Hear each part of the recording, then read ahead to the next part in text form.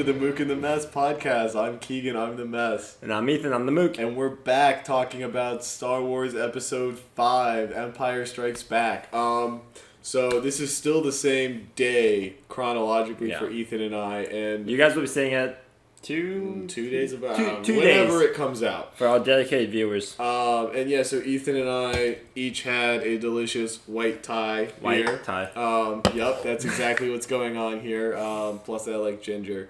And then I had my first red beer of the day, a Trader Joe's exclusive drive-through red. Find it at your local TJ's. And I had a Spring Frost Jaeger. Also a Lager. TJ exclusive. It's a lager, you ass. Lager. And then Aaron Jaeger. And then I snuck a Corona Premier in there. So hey, when the hell did this happen? When I went to the bathroom like the fourth time. Okay. So let's talk Empire Strikes Back. Like I said in the last episode, this is my favorite Star Wars movie. When I was a kid, it was entirely for the Luke confronting Darth Vader fight at the end. But as I watched it as I got older, there were a lot of kind of nuanced scenes that I really liked that kind of showed some characterization that maybe didn't get a chance to be seen in A New Hope. First of all is Luke's whole, Luke's the good guy character. Good. Let me get my quotes evened out. He... I never really doubted that he was going to be swayed to the dark side, but when I watched it this time, I found myself very unsure as to whether or not Luke was going to stay with the Jedi or join Darth Vader. Especially towards the end, he accepts Darth Vader's, shocking truth and begins to call him father. On top of that, he left Obi-Wan, and then his eyes kind of widened when Darth Vader said the Emperor foresaw Luke usurping him. And, not to spoil Return of the Jedi, but in the first, so he wears white all through A New Hope, or at least light-colored clothing, and Empire Strikes Back. All through Return of the Jedi, especially in his debut in the film, he wears all black robes, and it would make a viewer who, wasn't sure where his alignment was think for a moment that he had gone to the dark side. Alright, that's very good costume props, yeah.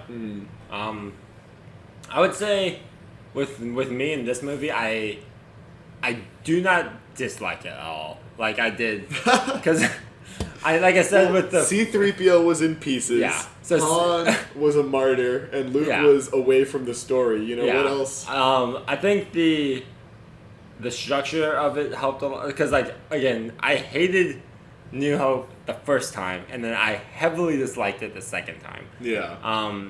With this one, with Empire Strikes Back, it was very much. I think the structure of the story helped. Everyone has their own mission. So Han and Leia are off doing their thing, and then Luke's doing his thing with Yoda, and then Vader and the Empire doing their own thing, and then they all converge. I always like those kind of story structures. I wanted to talk to you about this. Yeah, I think there are 6 discrete plot lines that all converge in the final scene.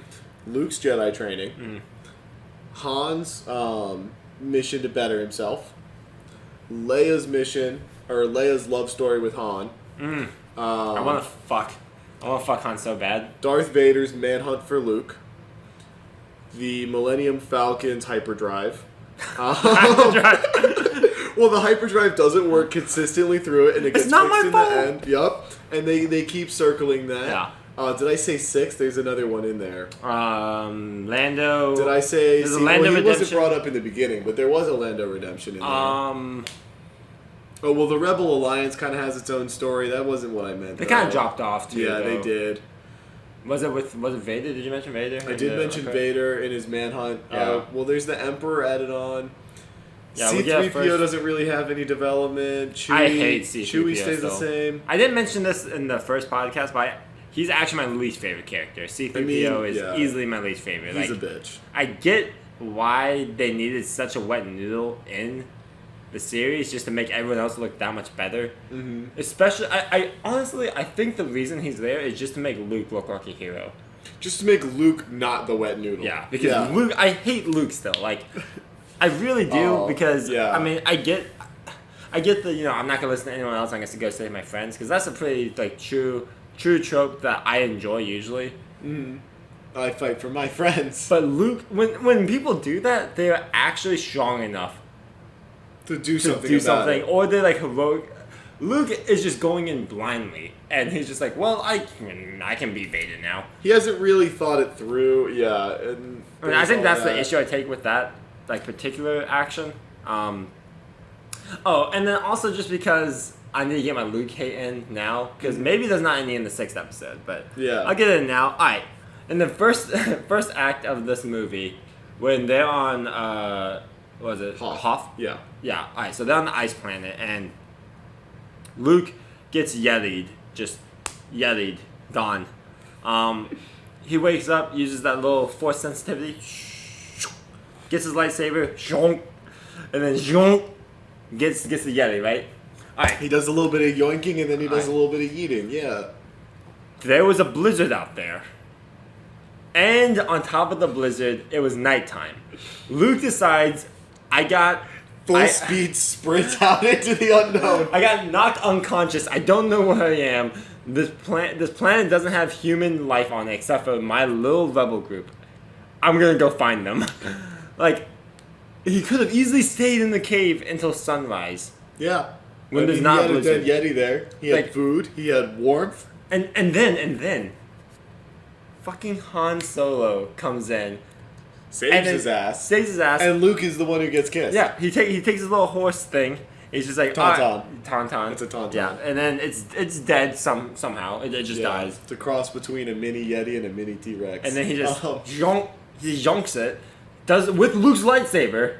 May I remind you guys? He stole it. That was not his to touch. And then he just crawls Luke in there. Just your attempt to crawls Luke in there. You're not making the story any better. When Luke should have done that with the Yeti. Yeah. Like, I'm glad he ran out because otherwise Han would have probably died. Mm-hmm. But that's because Han's also an idiot here. Just not as much of an idiot as Luke. Everyone sucks here. Yes. Anyways, that's my Luke hate. Other than that, I did like Luke's character development much more. What did you like about the final fight scene, or did you like it at all? Because it was more of an ideological clash than an actual fight, Yeah, I mean... Because Vader had opportunity after opportunity to kill him, and he clearly, that was where Luke saw the, little bit of Anakin in Darth Vader, is his refusal to kill him outright. Yeah. Because that's what he was asked to do. Yeah. No, I agree. I did like the final... It's definitely my favorite face-off so far in the OG trilogy. Mm-hmm. Well, there's only been one other fight so far. No, I mean, there's been, face-offs, haven't there? Okay, there have been encounters. Yeah. But I certainly like the final one more than Babyface Vader, which I still don't know what happened there. Yeah, if anyone knows what was up with why Luke's face in Vader's body in the forest on Dagobah looked like an actual baby head, like a little doll, someone please just put that in the comments. Let us know. Because we were very I think theoretically and intellectually, we understood what happened, but that visual ruined it for me. Yeah, if it had just been the blur and Luke saw it and he was like, I would have been, he saw himself in Vader. And it's a foreshadow to Vader being his dad. That makes perfect thematic sense. Yes. But when you see it... It just looks like a creepy, troll doll or something. It's horrible. And, I don't have any problem with any of the other special effects. I mean, I don't have a problem with Yoda even. I just couldn't understand the goddamn little Muppet. Okay, I actually kind of speak Yoda now. I couldn't understand half the words he was saying. When I first would watch the movies, I just assumed there was no dialogue there because I couldn't understand it. But I heard every line, and there was one line that I actually really liked that I understood this time. Was when Yoda steals his little Cliff energy bar. He's he looks at him and goes, "How'd you get so big with food like this?" And then throws it. It was hilarious, but I just never caught that before. Oh my god, yeah. So overall, no. I mean, I do like the movie more. What were we talking about? Oh, the final fight scene. Yeah, that was definitely. I think my Vader favorite took a cosmetic hit and Luke lost a cosmetic hand. I think my favorite is definitely the fact that, like you were saying, even though it seemed like Luke might have been faltering for a little bit, at least while he was directly confronted, he stayed strong. He did finally stand up, Yeah. and despite Yoda being a little stuck up about it, he would have made the Jedi proud there. Easily my favorite part of the movie was Han to Lando. I'm not gonna make a Han sex joke here. No, it's Han. Oh my god. Oh, okay. No, every time Han had a line or a flirty line, Ethan would look at me and go, "Oh my god, I want to fuck Han." Like, and it was like I was like in Indiana Jones when Indy is in class, right, and then that one girl closes her eyes like. Fuck me, yeah. Fuck me. That was you. Like, that is me now. I understand the love of Harrison Ford after this Harrison movie. Ford's a sexy motherfucker. Like, if I could be Harrison Ford, I would be. Oh my god, never I be yourself if you can be Harrison Ford. Like, if it was like, oh, I can be Ethan or I can be Harrison Ford, I would be Harrison Ford. Oh, absolutely, man. Like, every time Leia was like, no, and Harrison was like... Yeah, I mean, he could have... Okay, I guess yes.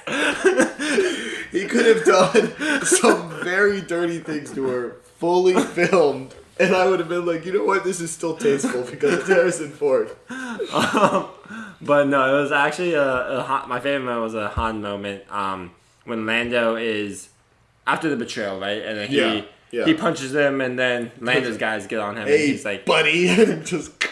And he's like, some kind of hero you are, and I'm almost positive that Luke said that to like, or Leia said it to him, or someone said it to him in New Hope. Yeah, some variation of that when Han was saying, "I'm out of here, I got my money." Or, I think it was Leia. I don't think it was Luke. Okay, yeah. I think Luke was walking over, and she was like, "Oh, you're some kind of hero or something." Yeah, yeah. That sounds familiar.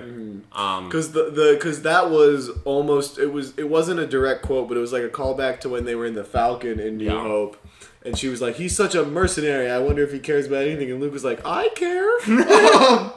I hate Luke so much. But he's like Han's like the experience, like Luke plus years in like the hard crime underbelly that Han grew up in, equals Han. Luke is still like the bright-eyed kid who like has these big ideas but hasn't really experienced the world or the galaxy. That's the redeeming factor for Luke is that he has that innocence, I guess. That's fair. Before we close off, just real quick, what would you say is your least favorite? Because we ended the first one on favorite character. So what's your least? And we talked about favorite moment, or at least I did. Yeah. What's your least favorite segment of this film? Segment of this? Because I think mine would actually be Yoda training arc. I like the Yoda training arc. Did not like meeting Yoda, and I did not like the asteroid worm. Okay, yeah. That's asteroid worm is my least favorite part. Okay. I think, to me, it was just because, honestly, God, I couldn't understand most of what Yoda was saying. And I liked... I wasn't a fan of Yoda, of Dagobah, but asteroid worm, it was just hurt me at my core. Yeah. I liked when Yoda and Obi would have conversation. Those were good. Those were really good. Yeah. And then, like, when all three of them were talking and both of them were telling... It was like when my parents are talking and they talk to each other and I'm in the room and they're talking about me to each other, but they're not talking about me to me. That's what that's like. And then Luke's like, hey, come on, Ben, tell him. Yoda's like, he's not ready. And Luke's like, I'm ready. And Ben's like, he's ready. He's like, you might be ready. He waits for Ben to say it. Because, neither of them respect Luke as a Jedi adult. I think that's good. Let's close it here. All right. See you guys. We'll see you for episode 6, Return of the Jedi.